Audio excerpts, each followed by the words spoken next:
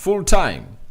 Brighton 0, Manchester United 2. What a way to end the Premier League season by Man United, though we've gone ahead to finish 8th, but I think we haven't gone ahead to obviously go below our worst ever point score in the Premier League season. Remember, our worst ever Premier League score or point score was 58 points under Ralf Rangnick and Ole Gunnar Solskjaer in the season of 2021-2022 that saw Erik ten Hag come in as a manager of Manchester United, and that is really exciting to see to it that lots of things have gone ahead obviously coming through and they've gone ahead to go our way. Smash like button, comment and share. If you're watching us for the very first time, endeavor to subscribe to this channel so as don't miss out on stories that we do upload in here on a daily, and Man United have gone ahead to do it at the Amex Stadium. Remember, it has been really long since we last gone ahead to obviously get a win that side,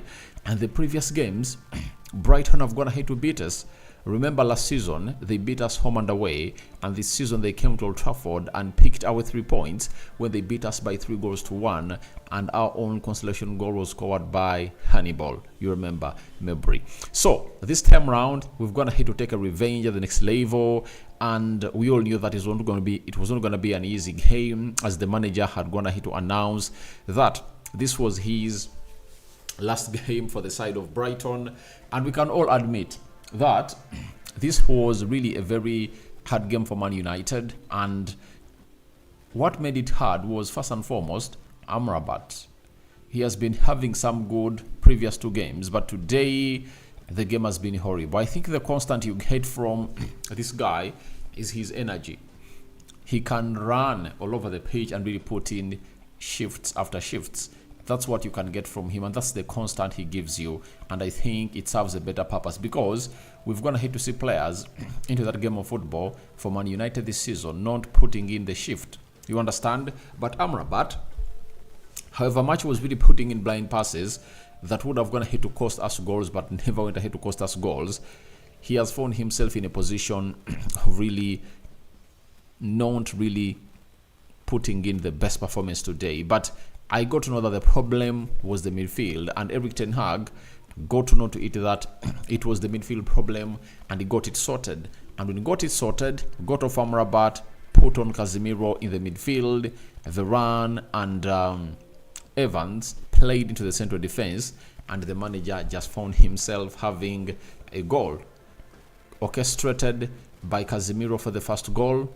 Dalot scored it, and then Rasmus Hojlund, they linked up well with Eriksson, and they found themselves scoring that beautiful goal.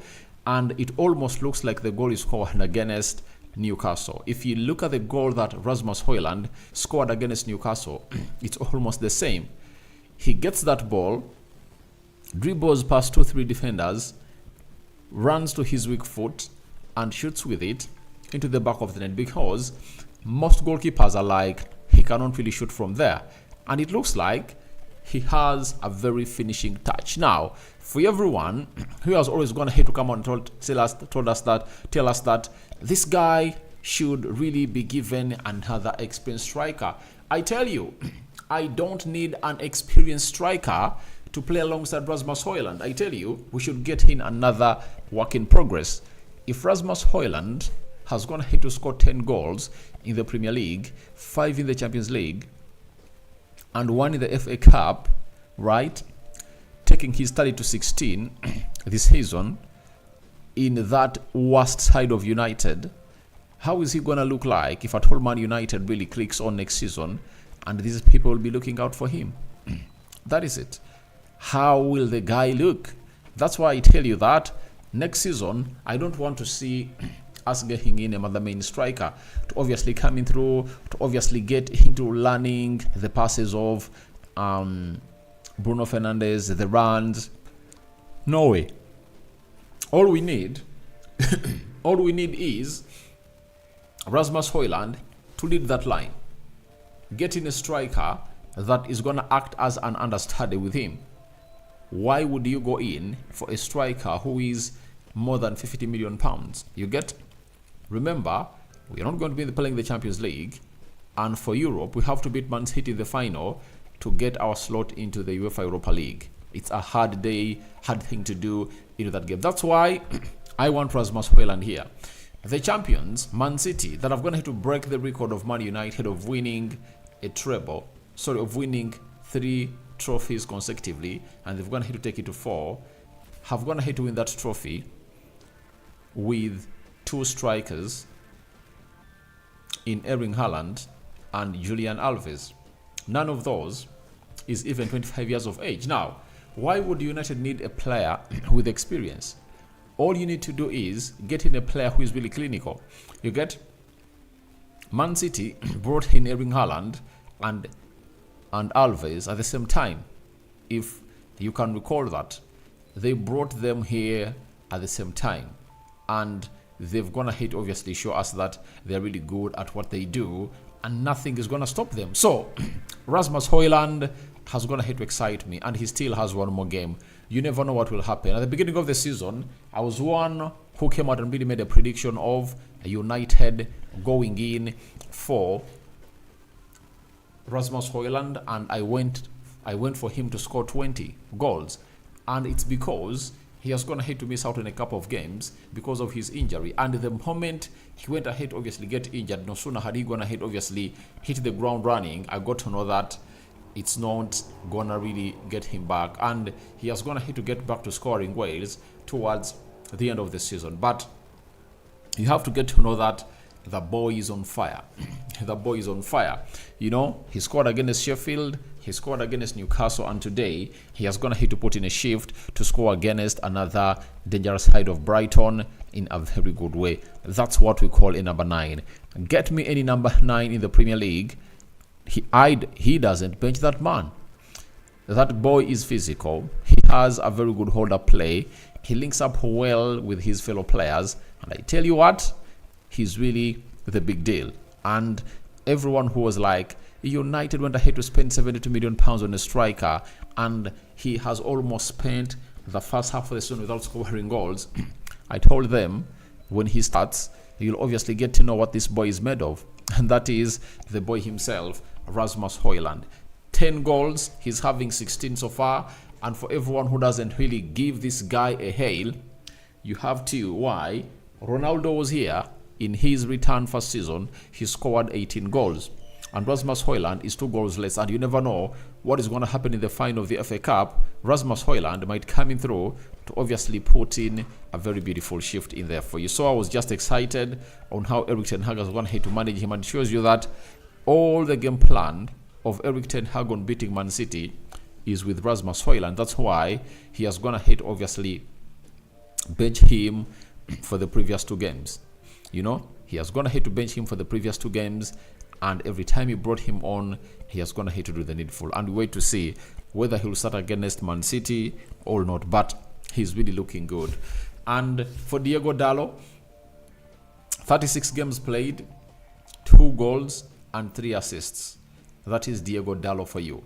And I was just excited for that goal, because this is a guy who relentlessly makes those runs, you know, those runs from the deep areas of the midfield to the final third of the pitch, and most times it doesn't go on as to plan. But Casemiro just continues to do that, looking out for that player. And those are patterns that people have gone ahead to criticize lately, that the manager doesn't have what we call a style of play. But you look at that goal, people won't give credit to the players executing exactly what the manager does or tells them on training. That's a training goal. Ask yourself, how many times have you seen Dalot make those runs in different games? If you've been following the club of Man United, this guy has gone ahead to be making those runs, you know, those late runs into the final third, and he has gone ahead to obviously find himself really getting in results. So you just have to get excited about what the manager is putting in through as a shift into this encounter. And I tell you what, it's not going to end there. It's not going to end there. It's going to come in through with a very huge shift for the club of Man United, and a lot is really going to happen the way of Man United. So I know that most of you are really disappointed in this season, but that's what football is all about.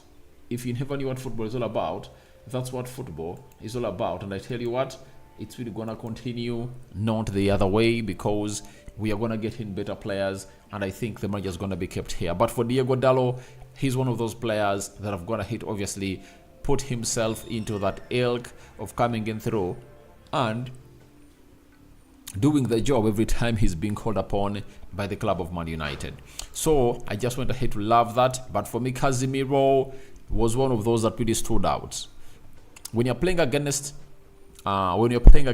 Newcastle, he cleared a ball off the line that had been headed by Dan Barnes into the back of the net. Even today, he has gone ahead to do the same thing. He has gone ahead to do the same thing. He has gone ahead to obviously deny, I think, Pascal Gross a goal in there for you. So I'm just getting excited about what this team is going to be looking like on Sunday. That is next Sunday, when you're playing the side of Man City in the FA Cup. City have gone ahead to win today, 3-1. I think with that Wembley side having what we call a divided share that is really equal of funds, we can really do the needful. And I've gone ahead to see Rafael Varane. I was just excited. Rafael Varane excited me, and you really get to know that it's Lisandro Martinez and Rafael Varane in the central defense, Casemiro in the double pivot with Kobe Mainoo. That is it. So I would like to give manager a hail on how he has gone ahead obviously manage this game of football, because Amrabat had a yellow card, Bruno Fernandes had a yellow card, and who else? And he took them off. And it was really intentional to take them off. It was very intentional. Why? He knew to it that if Bruno gets a red card, it costs us into what we call the FA Cup final, and yet we need him. Amrabat too is going to be needed hugely into that game of football. You get? Then the other player that went ahead to excite me today was Lisandro Martinez. He got himself in 60 minutes in the tank. That gets him into the final to play close to how many minutes? 90. He can play for 90. As I told you in the first video I did today, this guy missed out onto the game of football we played at Wembley last time, and this time round he's there. The butcher is really there to do the job, and I tell you what, he's really gonna do the needful. So I've gonna associate John Evans, meaning that right now we are having almost 5 fully fit defenders: Kamboala, Lisandro Martinez, Rafael Varane, John Evans. You get? And who else? Kamboala, John Evans, Varane, Lindelof, Lisandro Martinez. 5 defenders. I tell you what, 5 central defenders fit. That gives us a very huge goal into that game of Manchester City on Sunday. So Ten Hag did what he had to do, took off all the players with yellow cards, because one would have gone ahead to say, why did he have to take them off, yet we had a chance of qualifying for the Conference League? I tell you, as soon as Erik Ten Hag heard what was happening at Brentford, that Newcastle was really winning, then it was of no reason to say to it that you filled the player call, or you leave those players on the field of play. You had seen Kobe Mainoo going ahead on the ground holding his knee, not only in this game but also in the game of Newcastle, and the manager had to obviously get him on and really get him off, and brought on Eriksen, who went ahead to go obviously get him his assist. And it looks like Eriksen is going to play his last game for Man United, because in the finale, maybe, but I don't see him getting in points. Getting in game time into that game. I don't see him getting game time. I want to talk about Diallo. He has gone ahead to establish himself in that position. 3 games in a row, you've seen his impact. Press resistant, tracks back, switches play, unselfish. Even when he reaches areas where you believe that he should be shooting, he says, no, I shouldn't be shooting, because I'm the only outlet that can really create a moment of magic through surprising the opponents that we are really playing against. That is really huge of him. So I just loved how we played, because why we really lost control of that game was because of Amrabat in the first half. But 60 minutes, United were the second best in that entire game, but we later grew to the game and went ahead to use those last 30 minutes of the game to dominate it again, and here we are with the win of 2-0. Andre Onana has gone ahead to keep another clean sheet. I think now those are 10 clean sheets this season. Now, if you're Andre Onana, you come in through and really play your first season at Man United, getting 10 clean sheets with different central defense partnerships throughout the season, almost close to 30 plus.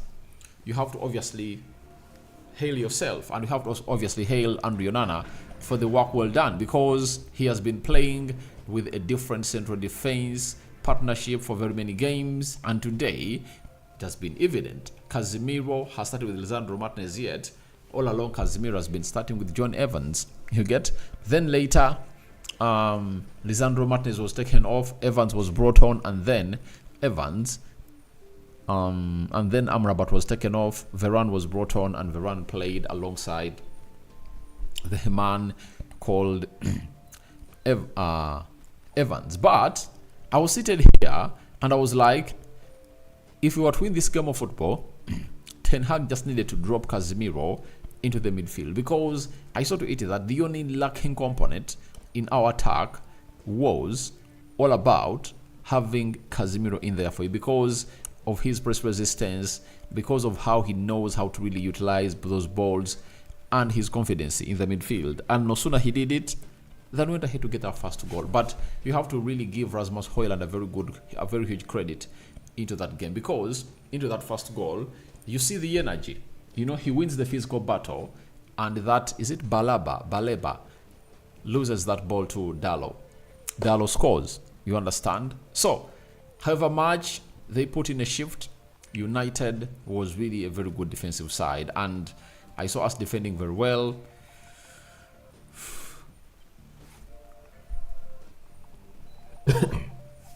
Defending on purpose, and we had lots of things to do in there for you.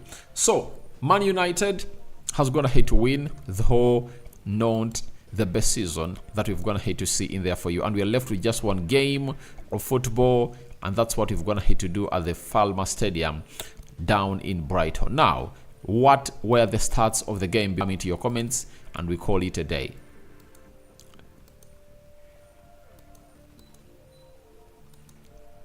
"17 shots by Brighton, 11 shots by Man United, 3 shots on target by Brighton. Manchester United had 4, 55% ball possession by Brighton, Man United had 45, 547 passes completed by Brighton, United completed 560, 90% passing accuracy by Brighton, Man United had 85%.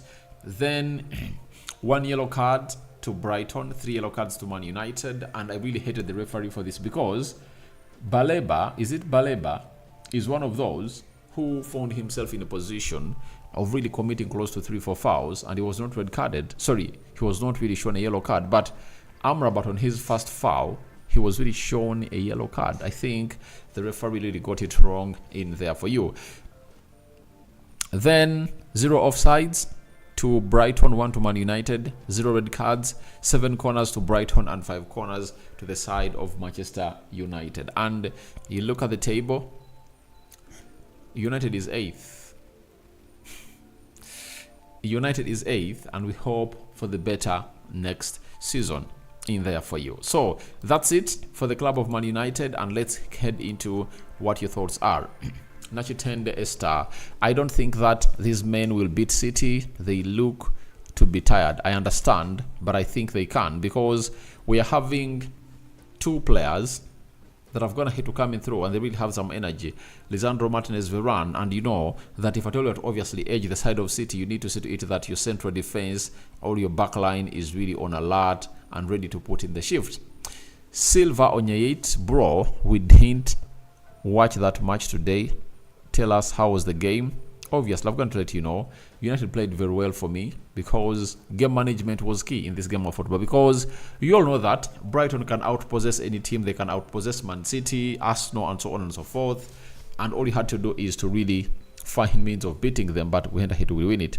How did my man Amad Diallo perform at Amrabat? Amad Diallo was really exquisite, and for Amrabat, The tackling was right, but he put out very many blind passes. But I think that doesn't stop him from being part of the team that's going to be considered to start in the game we play against Man City.